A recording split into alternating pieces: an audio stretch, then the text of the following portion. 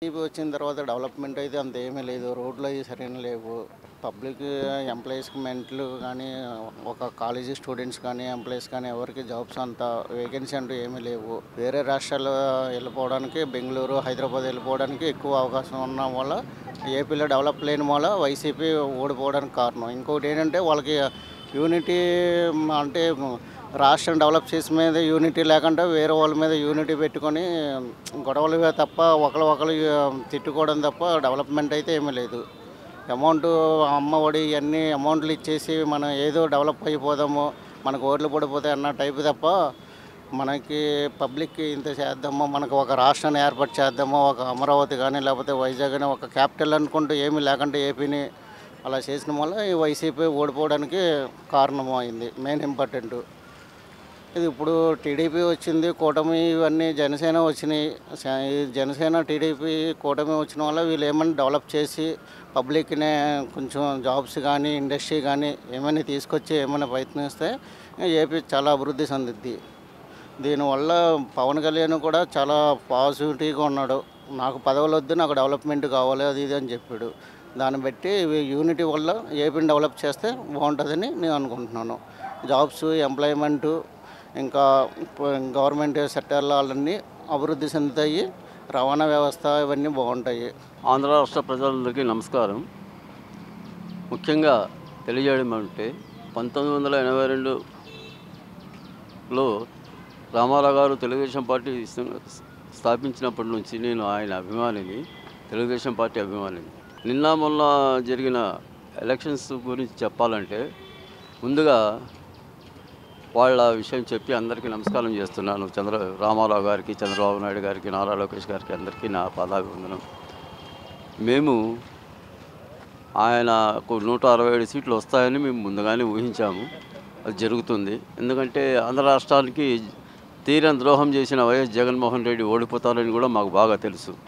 అందువల్ల మేము ఇంతవరకు కూడా ఆ చంద్రబాబు నాయుడు గారిని నమ్ముకుంటూ ఆయన పెట్టిన అన్నా క్యాంటీన్తో భోజనం తింటూ ఈరోజు కూడా సంతోషంగా ఉన్నాం.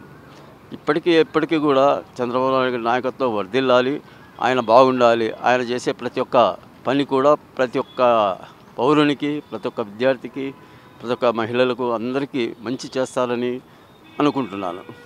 అదే కాకుండా ఆయన చేసే కార్యక్రమాల్లో తెలంగాణలో ఎంతో అభివృద్ధి చేశాడు. తెలంగాణలో హైటెక్ టీసీ తెచ్చాడు. కొన్ని లక్షల మంది ఉద్యోగాలకు ఈ ఎంప్లాయీస్ అంతా బతుకుతున్నారు. అందులో వచ్చి సాఫ్ట్వేర్ ఉద్యోగాలకు చాలా మంచి అవకాశం కూడా కల్పించారు. రోడ్లు వేయించారు, రైల్వే ట్రాక్ ఇది చేయించారు, మెట్రో రైలు వేయించారు, ఇవన్నీ కట్టించారు. ఆయన దయ వల్ల హైదరాబాద్ చాలా అభివృద్ధి చెందింది. అందులో వచ్చి ఇంకొకటి, ఇదే తరహాలో ఆంధ్రప్రదేశ్ని కూడా తీర్చిదిద్దుతారని మా అభిలాష, ఆశ. కాకపోతే మాలాంటి నిరుపేదలకు ఏదైనా కాస్త సాయం చేస్తారని ఊహించుకుంటూ ఖచ్చితంగా ఆయన్ని నమ్ముకుంటూ ఉన్నాం.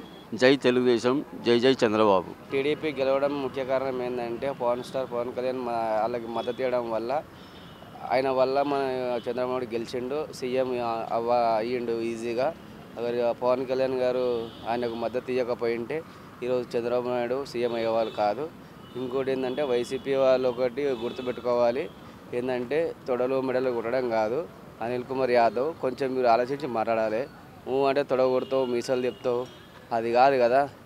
పబ్లిక్లో టాపిక్ ఏది ఉంటే అది మాట్లాడాలి, సమస్యల మీద మాట్లాడాలి. నువ్వు మాట్లాడు, ఏమనంటే చూసుకుందా పప్పు ఇప్పు అని తొడలు కొడతావు, అది అయిపోయింది మీ పని.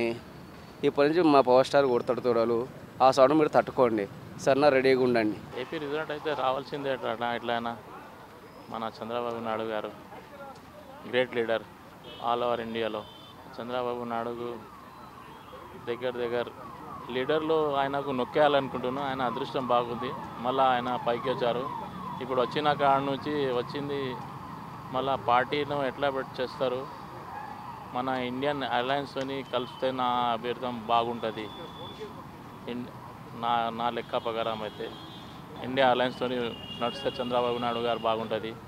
ఎందుకంటే ఆయన చాలా పెద్ద లీడర్ ఉన్నారు. ఏం చెప్పగలను, నేను ఏం చెప్పలేగాను. కానీ నేను నాది అయితే సలహా అంటే ఇండియన్ అలయన్స్కి సపోర్ట్ చేయాలి చంద్రబాబు నాయుడు గారు. Thank you. ఆంధ్రప్రదేశ్లో అనుకున్నదే జరిగింది. ఏకపక్షంగా నిర్ణయాలు తీసుకోవడంలోనే ఇది జరిగింది. ముఖ్యంగా రైతులకు అన్యాయం జరిగిందనే భావన ప్రజల్లో బాగా వచ్చేసింది. ముఖ్యంగా దీంట్లో ముఖ్య కారకుడు పవన్ కళ్యాణ్ గారు ఆయనకు శక్తికి మించి కృషి చేయడం వల్లనే చంద్రబాబు నాయుడు గారు కూడా గెలిచారు. అంటే ముగ్గురు కూడా ఏ మాత్రం పొరపక్షాలు లేకుండా ఏకాభిప్రాయంతో సాధించారు ఈ విజయాన్ని. ముఖ్యంగా పవన్ కళ్యాణ్కు ఉప ముఖ్యమంత్రి పదవి ఇస్తే బాగుంటుందనే భావిస్తున్నాం.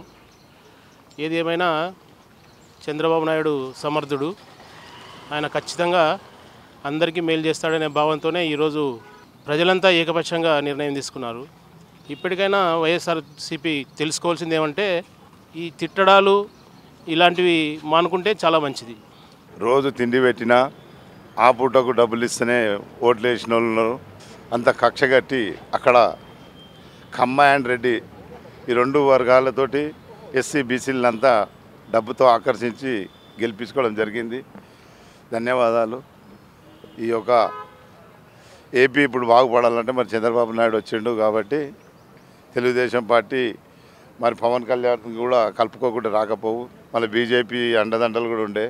దాంతో ఈసారి గవర్నమెంట్ మరి అభివృద్ధి చెందాలని కోరుతున్నాం. జనరల్గా ఈరోజు ఏపీ ఎన్నికల్లో కూటమి ఎక్కువ సీట్లు గెలవడానికి కారణము పవన్ కళ్యాణే.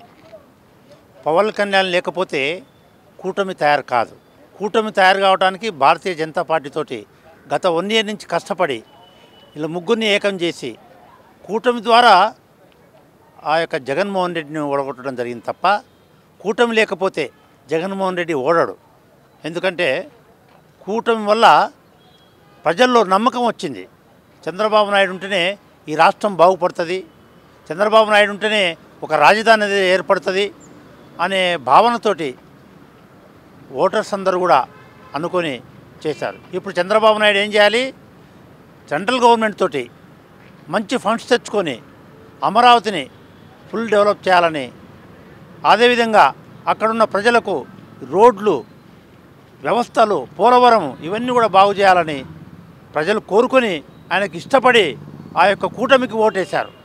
పథకాలు పెట్టారు కదా, ఆ పథకాల ద్వారా కొత్తగా ఇంకా హైయెస్ట్ని ఎక్స్టెన్షన్ చేసుకోవడం బట్టి కూడా ప్రజలకి ఒక నమ్మకం కలిగింది. మార్పు వస్తే ప్రజల్లో కూడా మార్పు వస్తుందని చెప్పి ప్రజలు తెలుసుకున్నారు.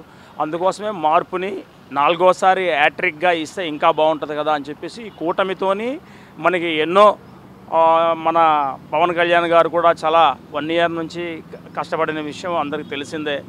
ఎలాగైనా సరే మొత్తానికి 4వసారి కూడా హ్యాట్రిక్ని మించి 4వసారిగా ముఖ్యమంత్రి అయినటువంటి మన నారా చంద్రబాబు నాయుడు గారికి కూడా ప్రత్యేకమైన కృతజ్ఞతలు, ధన్యవాదాలు. ఎందుకంటే ఆయన చేసే కార్యక్రమాలు చాలా చేశారు కాబట్టి హైదరాబాద్ నుంచి కానీ, తర్వాత మన ఆంధ్ర నుంచి కానీ, హైదరాబాద్, తెలంగాణలో కూడా ఇది వరకు గతంలో కూడా ఎన్నో కార్యక్రమాలు చేసి హైటెక్ సిటీని ఎంతో అధిగమించి తన శక్తిని మించి కూడా ప్రయత్నాలు చేసి తను ఏంటో నిరూపించుకున్నారు. అలాగే 3 సార్లు కూడా గెలిచి 4వసారి కూడా గెలవడానికి ప్రత్యేకమైన కారణం ఏంటంటే కూటమి ఇది వరకు ఆయన గారు చేసిన, చంద్రబాబు నాయుడు గారు చేసినటువంటి కార్యక్రమాలు ఎన్నో చేసిన ఉన్నప్పటికీ కూడా కూటమి కొంచెం అండదండగా ఉండడం బట్టి 1 year నుంచి కష్టపడ్డం దానికి గెలవడానికి ఒక ప్రత్యేకమైన కారణం అయ్యింది. తర్వాత ఏంటంటే ఇంకొక ముఖ్యమైన విషయం ఏంటంటే మన నారా చంద్రబాబు నాయుడు గారికి మళ్ళీ వాళ్ళ కార్యకర్తలందరికీ కూడా తెలియజేసేది ఏంటంటే ఒకటి, ఇప్పుడు పథకాలు పెట్టారు కదా, ఆ పథకాలని తప్పకుండా అమలు చేయాలి.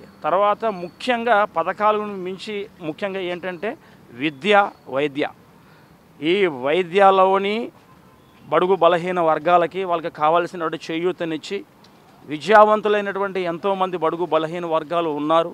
వారికి విద్యను ఇచ్చి తర్వాత పైసలు లేక ప్రభుత్వ ఆసుపత్రులని చేరుతున్నటువంటి అక్కడ కూడా తగిన సదుపాయాలు లేక వారు కూడా ఇబ్బందులు పడుతున్నటువంటి విషయం ప్రజలందరికీ తెలిసిందే. ఇకపై నుంచి అటువంటివి ఏం జరగకుండా బడుగు బలహీన వర్గాలకు విద్యలోని, వైద్యలోని కావలసిన అవకాశాలను ఇచ్చి విద్యావంతులు కూడా వైద్య రంగంలో కూడా రాణించి వాళ్ళకి కావలసిన అర్హత తగ్గట్టుగా వారికి చేయూతనిచ్చి సహాయ సహకారాలు అందిస్తే ఈ యొక్క 4వసారి హ్యాట్రిక్ని మించిపోయినటువంటి నారా చంద్రబాబు నాయుడు గారికి ఇంకా మంచి అధికంగా ఇంకా మంచి పేరు ప్రఖ్యాతులు రావాలి అనుకుంటే ఈ వైద్య విద్యలు అని మాత్రం ప్రత్యేక శ్రద్ధ చూపించి బడుగు బలహీన వర్గాలకి అభివృద్ధి మార్గంలోకి ఎట్లా ఏమిటి అనేది ఒక ప్రత్యేక దృష్టిని సారించినట్లయితే ఇంకా మంచి పేరు వస్తుందని చెప్పేసి నేను నారా చంద్రబాబు నాయుడు గారికి వర్గాల వారికి తెలియజేసుకుంటున్నాను.